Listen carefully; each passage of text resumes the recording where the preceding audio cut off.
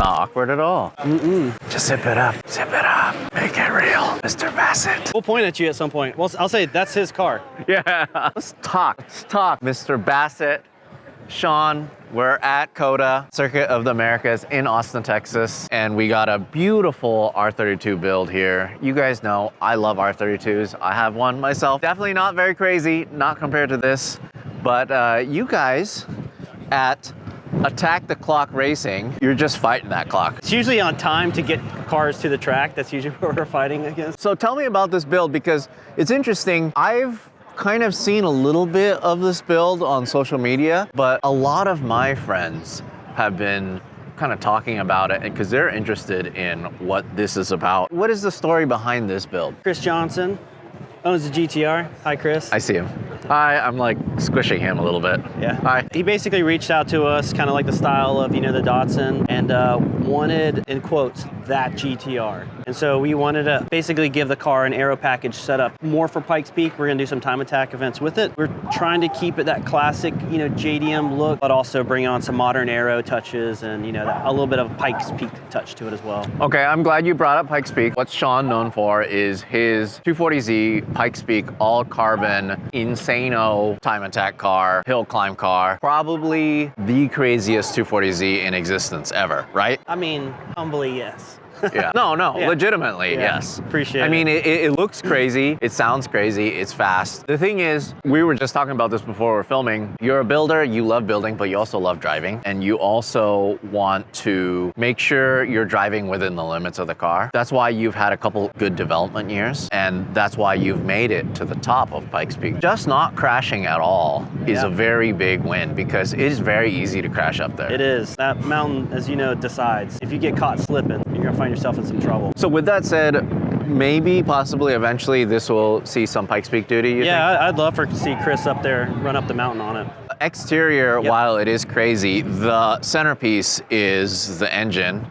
For sure. Unfortunately, we did have a racing incident this weekend at COTA, right? That's racing. Our electric fan just decided that it didn't want to live life anymore and said it was going to take everybody with it. So took our radiator. We did our absolute best to patch it up. It just wasn't in the cards. I mean, we welded it. We did everything we possibly could, but we'll get ready for Road Atlanta with the car next. This is just so much going on. So it's a stroker motor, makes roughly about 850. It's got all the fancy parts you could possibly throw at it. We're morphing it from that really nice GTR street car that has all the parts to a GTR that is a race bred car, and there's a very different from throwing all the fancy JDM parts on than workable road race parts. So we're switching that over. We're going to end up doing a Garrett G40 single turbo setup just to keep the complexity down and just kind of make it a little bit more, user friendly for us. We inherited the car with a twin turbo setup. The shop before did it, and it's great for like street cars and stuff like that.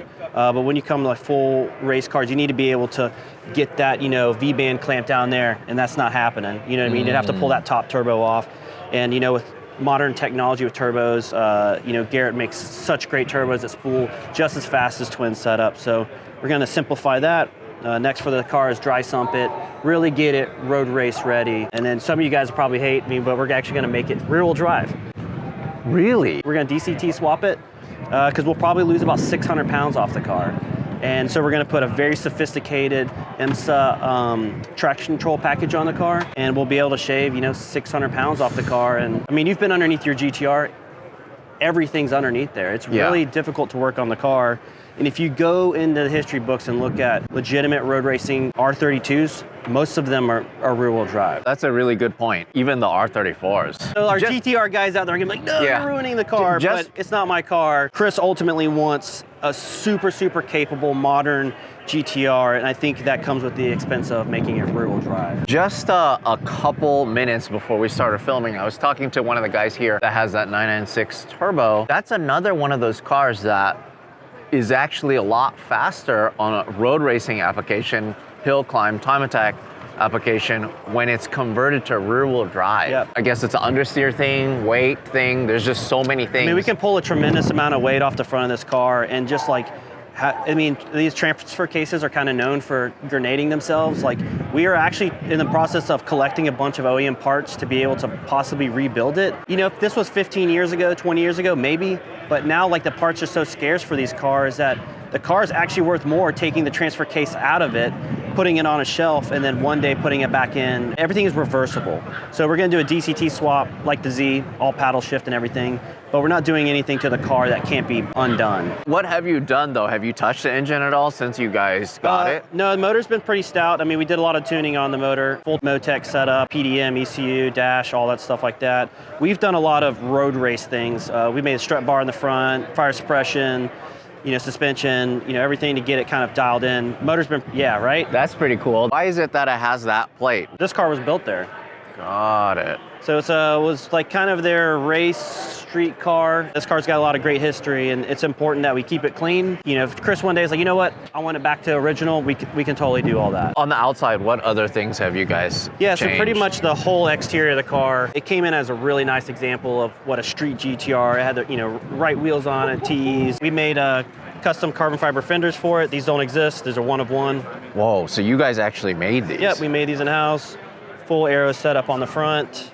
It's a full flat bottom car. How much wider is it than stock? So it's about 10 mil wider here. It's about 2 inches wider there. It's designed to tastefully pull air out of the, out of the fender, so we don't have any turbulent air coming out. So this actually matches the Saban hood pretty good. Yeah, huh? Chris bought the hood, and then I made sure like our weave matched and everything like that. Got it. That's incredible that you guys make this stuff in-house. Yeah. It looks really, really good.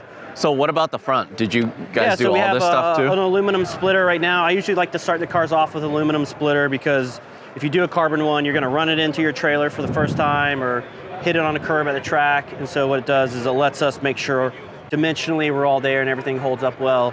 And then at some point, if we want to, we can put a carbon one underneath it. But I really like aluminum parts under the car. It's still light, but you can run over a curb, and if something happens, you see on the Z right now, we're bending it, part back. You can't bend a carbon diffuser back into place. So we got a pretty rare AP brake package on the car. Oh yeah, tell me about that. This doesn't exist for this car, so it's like a one-off setup. It's got Pro 500s on there. It's got them on the rear as well. It's the clearance is really tight too. It's made for this car. And is it a square setup? Are you going to keep it a square setup, even though it's going to be rear-wheel drive? We actually ran the car just this weekend on a rear-wheel drive setup just to see how Chris liked it.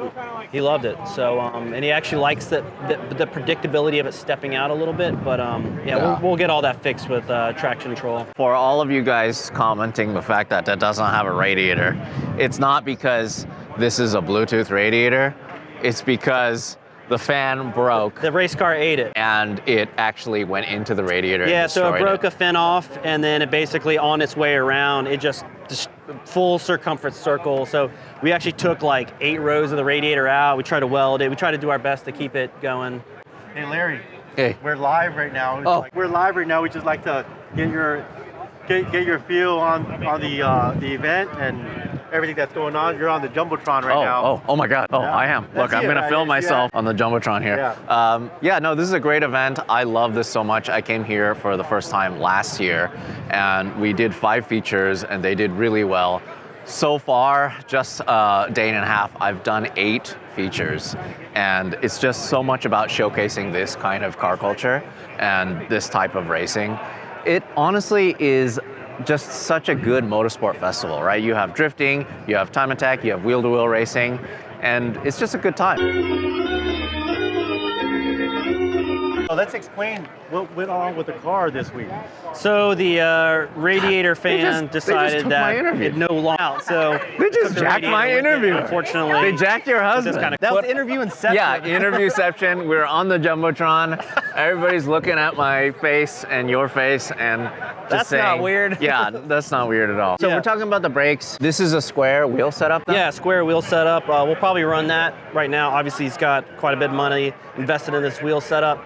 So maybe just get maybe a front set in the future to narrow up the front a little bit. But Other than that, the car is crazy grippy. You made these? No, those are EVS mirrors. That's Oh. like their off-the-shelf universal fit. But pretty much Nice. standard for our race cars now is EVS mirrors. How did you guys fabricate this? Did you guys just Yeah, so I mean, we put do it all, in CAD or something? Oh or? yeah, it's cardboard-aided technology. Now, there's a lot of theories that go behind it. You're limited to the constraints of the body and the shape of the car, right? So we want big tunnels, but one of the things we don't want to do is cut the bumper up way high on it. You know, like I said, we want to be able to put as much aero on this car, but not destroy the integrity of the car. So we went as big of a diffuser as we possibly can, and you know, it's a full flat bottom car, so it's all connected, and you know, we just kind of worked within the constraints of the body for now. Look how many people are looking at this car, dude. Look at all crazy, these right? GTR nerds. I think Chris is nuts for racing this car, but I love GTRs, but I'm not a purist by any means. I chopped Right. up my Datsun, so I love the fact that he's just like, yeah, let's cut on this thing and make it big, and you know. What year is this one? I think it's a.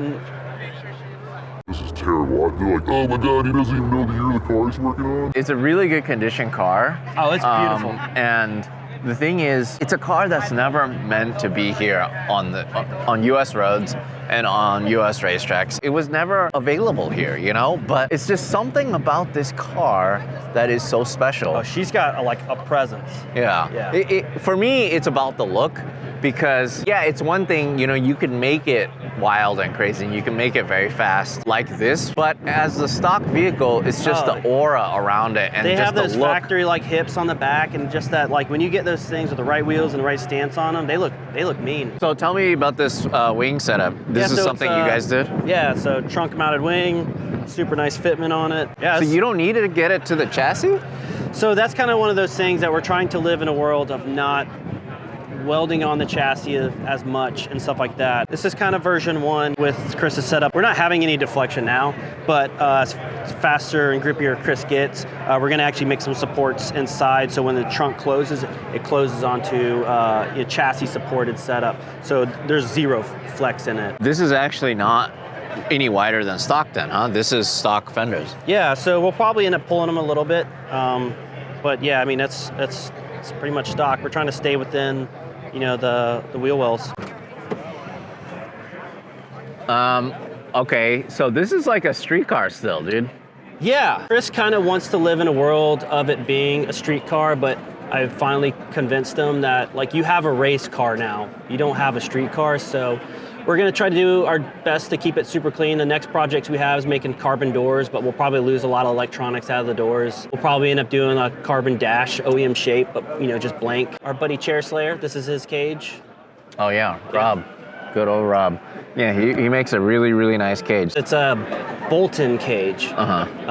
So once we get ready for Pikes Peak, we'll probably have to pull this cage out and then do full weld-in cage. But man, it's a really nice cage just for track day stuff. Also, on top of that, this is a pretty good condition dash. The fact that it has no cracks either.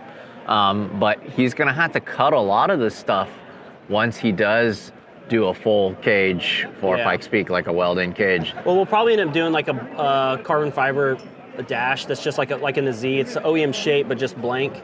So that way we can kind of preserve, a lot of this stuff, and you can't buy this stuff anymore. At one point, or at some point, he's just gonna have to buy another car and just keep that as the stock car. Start off. You should have started off with a GTS or something like that. But it's just this is the car he has. He's already got quite a big investment already, and like I said, our job is to keep it as nice and clean as possible without going so far that we can't undo what we've done. So right now it has a stock transmission? No, it's got an OS Gaikin 6-speed. And it's got a 1.5 front and rear. And I'll be honest, the car is incredibly difficult to drive. If you've ever, that as a GTR owner, that's like the setup, man. If any of you guys are watching and you have this, it is not a street car setup. It is full race car. It's a bear to drive around, and it's got a 4-disc clutch in it. It's pretty gnarly. So it is a Florida car. It's plated. Yeah. You can drive it on the streets. Yeah. It even still has a dome light and map lights. It's got air conditioning, still works. You're kidding. Wow. Okay. It's got it's like a weird identity crisis. It's got a lot of still street car stuff, but also it's like straight full race car in other aspects. So this is version 1 of this car. When we go back to the shop, like I said, we're gonna do single turbo. We're gonna do DCT swap, rear wheel drive, dry sump. It's the next phase of race car parts. Well, I can't wait to see that. And I cannot wait to see this up Pikes Peak. How rad is this thing going to be climbing Pikes Peak? Yeah, it's going to be pretty cool. It's going to be awesome. I'm also looking forward to the 100th running when you're driving your 240Z. You're actually going to go for your personal best. I'd like to, yeah. I mean, like we said, the mountain decides, so hopefully the mountain lets me do my thing, and hopefully I get a good, clean run. Yeah, hopefully. That's really the thing, right? You only get one shot a year. It's very give or take. You get practice sessions. I've ran up that mountain 2 whole times, and that was both on race days. This last time you didn't get to go to the top, did you? Yeah, no, we only went to Devil's Playground. So you technically only done it one time. Yeah. It's crazy. Yeah. You got guys that probably raced, that race for 30 years and probably have only ever gotten to the top 15 times or something like that. I mean, yeah, there's a couple guys that have gone the past 6 years and it's mechanicals or offs or, it's a gnarly race. Thanks for showing us this. Looking forward to your other builds. Actually, I'm really looking forward to coming by your shop one day. You are in Florida, right? You're around Orlando area? Tavares, Florida. Okay, so yeah, next time we're in the area, we'll definitely come by and check out your shop. I'm getting sushi.